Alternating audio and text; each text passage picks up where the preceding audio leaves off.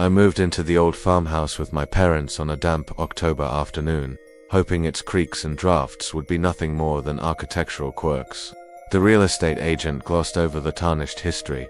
A girl vanished there 6 years ago, her disappearance as mysterious as the house's peeling wallpaper. My sister, Lily, was that girl. Every search party, every theory, every cold lead in the woods had ended without a trace. When Dad inherited the place from a late cousin, Mom convinced us it was time to let go of the past and start fresh. I tried to believe her, even as the wind rattled the windows like whispered warnings. The first night, I lay in bed listening to the house settle. Somewhere between the back bedroom and the kitchen, the floor moaned under its own weight.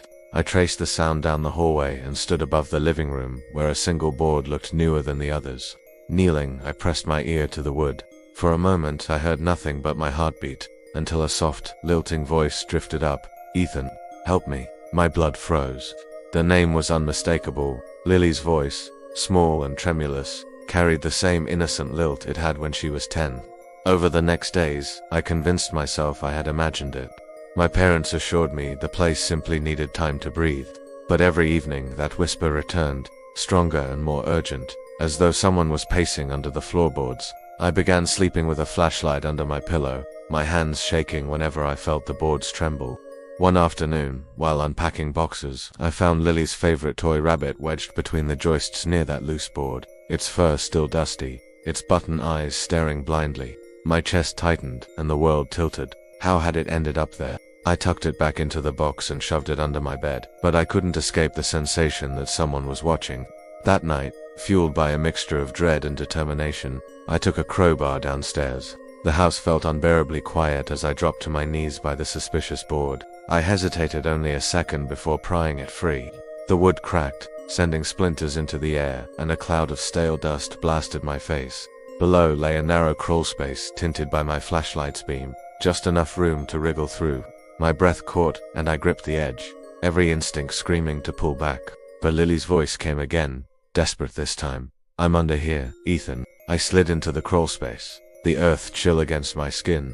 The beam wavered over old roots and broken shards of pottery, then landed on something that made my heart hammer against my ribs. A small, pale handprint smeared in dirt on the underside of a floor joist. Adjacent to it was a carved inscription, "Help me." My throat tightened, and I crawled forward. The tunnel narrowed, dust choking my lungs, until I reached a slit of light ahead.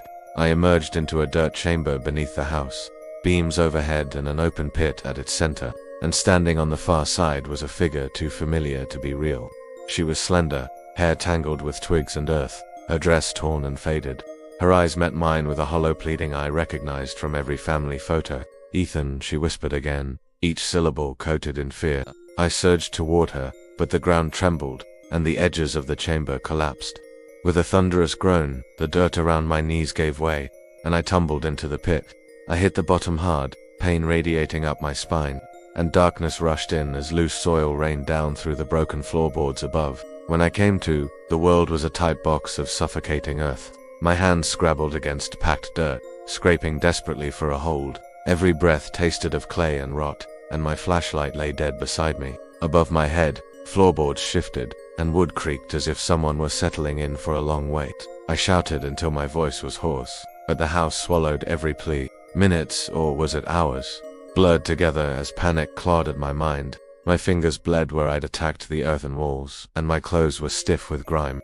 Through the thin veil of soil, I felt the tremor of footsteps pacing back and forth above the exact spot where Lily had vanished.